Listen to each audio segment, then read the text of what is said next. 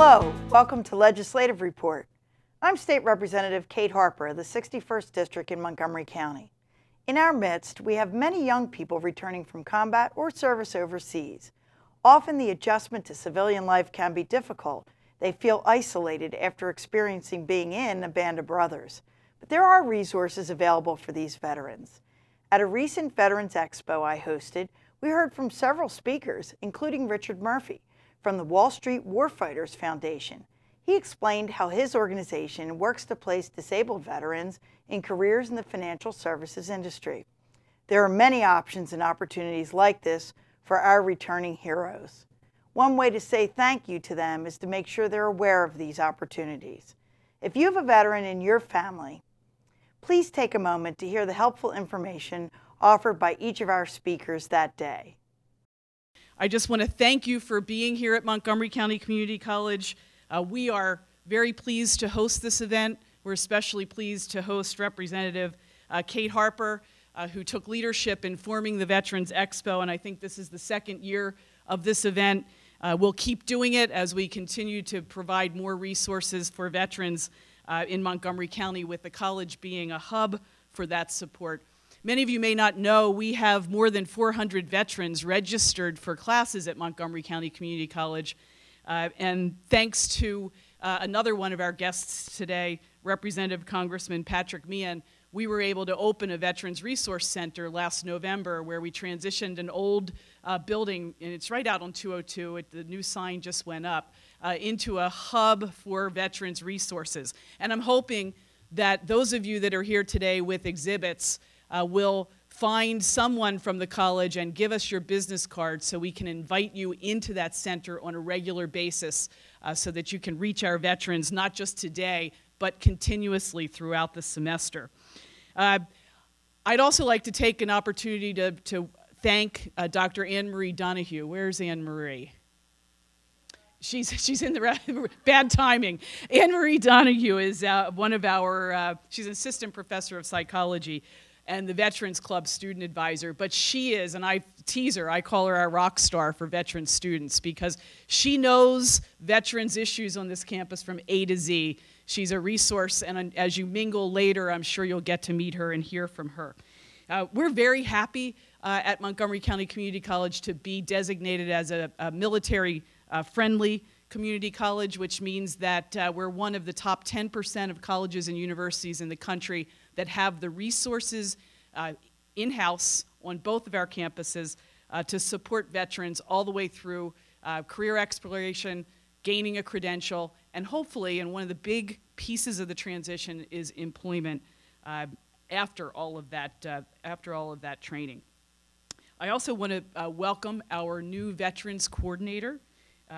He's here today. I think this is his first public event in prime time. So Justin Mason, will you raise your hand so we can acknowledge you? The college has always had veterans support services in place, but this is the first time we've had a full-time dedicated veterans coordinator to really work with pulling all of this together. So Justin, welcome to the college. So with that, I'm going to turn over the program to Representative Kate Harper. Representative Harper is a major advocate for veterans, and she's also a major advocate for community colleges, which makes this location for this event a perfect match. Welcome, Representative Harper. I have to say we wanted to come to the community college because we know there are veterans here and that this is also a good location. Under Karen Stout, this community college has really been a community college. It really puts an emphasis on being part of the community, and we appreciate your hosting us today. Thank you very much.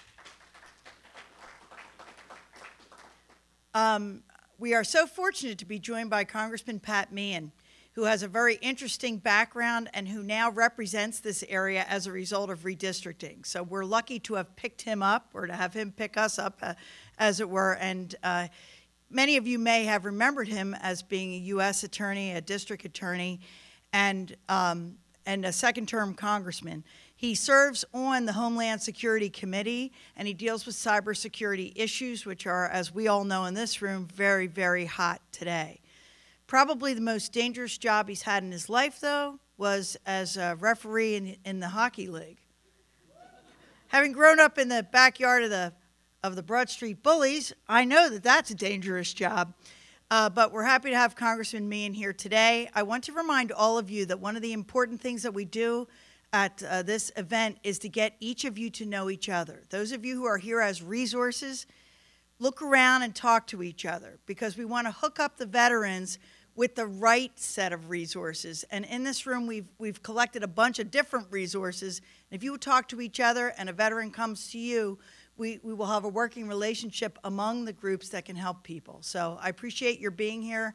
I know it's early in the morning, and I know some of you come from far away, but I do appreciate your being here. And now let's hear from Congressman Pat Meehan. Pat? I want to thank Representative Harper, Kate Harper, and particularly Dr. Karen Stout for helping us to participate again in this event, to welcome us and all of the veterans on this very, very important event. And I'll talk about that in a second, the great role that Montgomery County Community College has played in assisting veterans from throughout our region. Let me just take one moment. I think it's actually a very, very important morning. I'm reminded it's the one-year anniversary of the loss of a great veteran and a police officer from here, Montgomery County, Brad Fox. So it was this day last year where our community was stunned with the great sacrifice that veteran who returned to our community. So I thought just for a moment that each of us can remember him and his family in our prayers. And I want to express a deep appreciation to Dr. Stout, who has demonstrated a unique understanding in the way to help veterans make the transition from their service to our nation back into a way to take those skills and turn them into the kinds of things that will allow them to find new employment, new opportunities. And she was underselling the tremendous commitment that has been made by this institution with the help of Kate Harper and others who spearheaded the creation of this sort of Veterans Service Center within the school, and the unique placement of it, which just physically having a place for the 400+ veterans uniquely to be able to gather here at the college, where they have the opportunity not just to learn about resources that are available to them, but actually to have a place in which they can just be comfortable with each other. Certainly, many of these veterans, particularly now as we're unwinding in Afghanistan and Iraq, are returning from 2, 3, even 4 tours of duty. And their experiences and the time of those experiences are significant. And to now come and try to reintegrate into daily life back here, sometimes you need to be able to step away and to have a place that's sensitive and welcoming and able to help those veterans. Because the thing that is critical first is the awareness of multiple programs, particularly how veterans can take advantage of the benefits, the educational benefits that are available to them, and how the college can work with them to design curriculums that may be unique to one kind of a course that would be a refresher, or the beginning of a whole field of study that may allow them to transition into new opportunities. And when I say transition, this is the next critical part. You really can't deny the fact that when you talk about lifelong learning, certainly with regard to the kinds of experiences and skills that may be acquired in particular areas, people who may be working with motor fleets, people who may be working with communications technology, and frankly, people who have just demonstrated leadership, the kinds of skills which are transferable, but how do you make that transfer? And that has been one of the real values of the connection, where you have mentors and others that help the veterans chart a course into the new opportunities that may be available. And certainly we are there, as is Representative Harper's office, to be able to assist in identifying the kinds of benefits that are available to underwrite the certain educational costs, et cetera, that are uniquely there for for veterans. So I want to thank Montgomery County Community College for all the leadership, and I really do commend those of you who are here today as vendors and otherwise to make sure before you leave the campus that you stop over, familiarize yourself with this tremendous facility, and recognize how we can all begin to send referrals and other kinds of things to those in our region who are looking for this next connection. We've got a lot we're working on down in Washington to try to make sure that we're being responsive to the great challenges that are facing many of the veterans. Certainly, one of the things that we are working on, and I was together with Senator Pat Toomey just a few months ago, dealing with the backlog in the Veterans Administration, particularly with regard to the services that are there for the health services. I am encouraged to see that they are making some progress in that area, but it has been a challenge, and too much wasn't done well for too long a period of time. We will continue to work to try to make sure that we are on top of the issue of assuring that veterans and the backlog in terms of veteran services can be addressed. We're working on something together again, retired pay restoration for those who have a disability. Part of the problem with those who have served and gotten a service-related disability, when they get to a retirement age, they subtract that disability from the retirement pay that they get. And I think many of us think that's inequitable, that a disability that's been gained, unfortunately, in the service of our nation is something that ought not subtract from the retirement pay that has been earned by the numbers of years of service. So we are working together on that issue. Two others that I think are very important. One is a deep appreciation. As we have seen so many veterans return, I identified before that some of the veterans 2 and 3 and 4 tours of duty, and we are seeing them return in unnaturally high percentages, in which we are seeing veterans who are suffering. First, those who we can see physically the traumatic brain injury, the introduction of IEDs and other kinds of weaponry that have been unique to these kinds of most recent engagements, and coupled with the helmets and other kinds of things, the protective gear. Fortunately, more and more are returning without the complete harm, but there's brain injury, and it's something that we are working on not just in Congress, but assuring that there's appropriate follow-up. A second aspect of the service is oftentimes the psychological impact from veterans who return. And the tours of duty are different than have been experienced by warfighters in previous wars.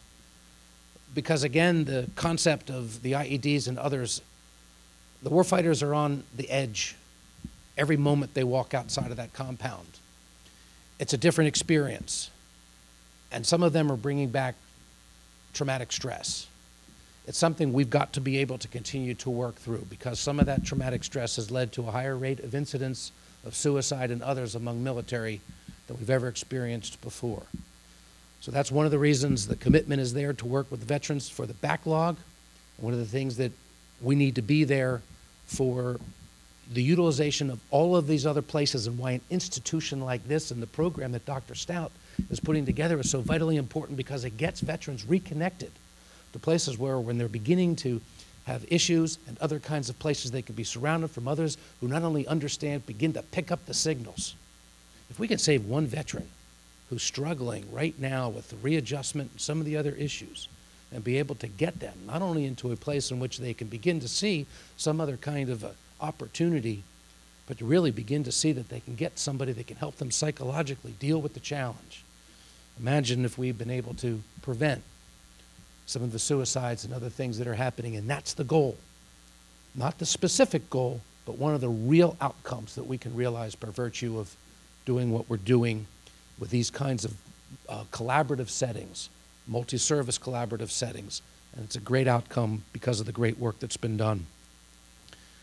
We've also, and will continue to work on something, it's just a small issue in the big picture of things, but I know when we talk to the veterans themselves with these tours of duty, and those who have gone out and served and then been recognized for their service. I had, when I was the prosecutor, the great opportunity to have 2 decorated veterans, or 2 who had served in combat themselves, who had come back to be prosecutors, and they came to me about an issue called the Stolen Valor Act. And it is when you see people who have not earned military recognition, particularly medals for services, injuries, other kinds of things, particularly valor-related medals. And that's crime. And this unit was able to prosecute what they called stolen valor. The case was in the courts, overturned on First Amendment or free speech issues. We were able to refashion the law in a way in which the stolen valor can still be protected, and we are committed to continue to work on that. It means a lot to those who have earned those honors through their service, and we'll continue to work on it. Let me close by recognizing 2 individuals that I am very, very pleased to have working on my staff. And like Representative Harper, we are there for you and all veterans, but with our staffs, but I am particularly pleased to have 2 combat veterans who have worked and continue to work on my staff. Andrew Colquitt is here in the back. Andrew is well, I think he's getting some things out of the car right now. We're handing off some materials that I had to bring up from Washington up to, so they're double service. You see, these guys are working hard. They're carrying in. That's, and that is Eric Kobar. Eric has come to me with a very, very special program. Eric's a wounded warrior. And the Wounded Warriors have given us a chance to give an opportunity to make the transition, and one of the ways that Eric has been able to make the transition has actually been to come to join our staff and work on veteran services, and he's been tremendous. Both of these guys have taken, the veterans' issues to heart.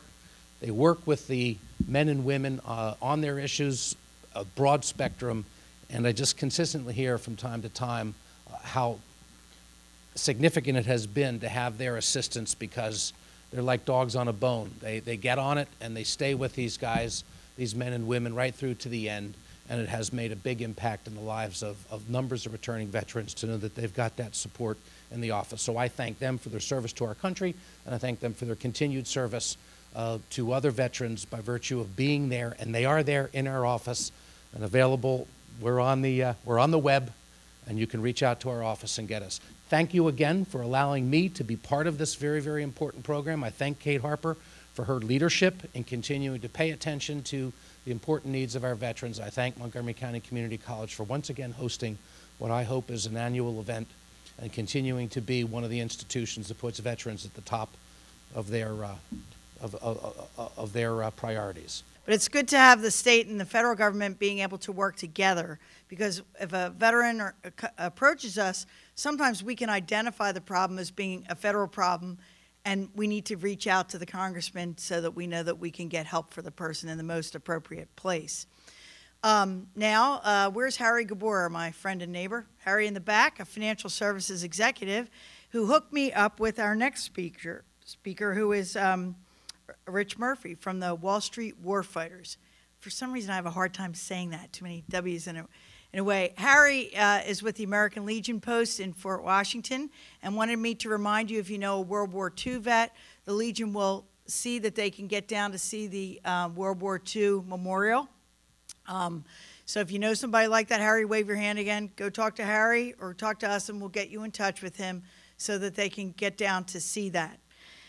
Our next speaker is important because what they do at the Wall Street Warfighters is find veterans or help veterans get training and transition into financial services jobs. And this is just another way that we can take the skills and the discipline that people learn in the military service and convert it to actually pretty lucrative careers. So that's always nice. But, and continue to use the services. So Rich has experience in both the Marines and the Army, and retired after 30 years. You don't look old enough to have done that, but I guess you started young, huh? All right, so come on up and tell us about the Wall Street Warriors, because I think this is a great program. And as I said, I think everybody in the room ought to know that these guys exist. So if they're the right place to send the veteran, you get them to the right place. So thanks for coming, Rich. I appreciate your being here. Thank you for this opportunity to speak as one of the veterans that vendors that showed up here today, and of course a veteran, and all of you here that have served. Thank you for your service. Congressman Meehan and Representative Harper, thank you for coming here as well, and President Stout for sponsoring this for us. My mission, or our mission at the Wall Street Warfighters Foundation, is to take disabled service veterans and help them get a job on Main Street or Wall Street. That's our main mission. We have a 6-month in-service or in-house training program that's in South Philadelphia. We just occupied this facility about a year ago. Saved us a lot of money to actually, take a hospital wing in St. Agnes Hospital and turn it into a dorm room. One of the main things about this is we've learned the success of this is that having these 11 veterans that we can house in this facility, how that networking and how they're working together and being able to walk out of their room and seek advice from each other, and or not just for job search, but just for their service, their combat service, just to share their stories and have that able to lean on each other and grow and be able to transition into the civilians, into the civilian workforce. It's very important. For this past year, it is a huge success for us. We are a privately and publicly funded program. We can't use the GI Bill. We don't use any vocational program that the federal government offers.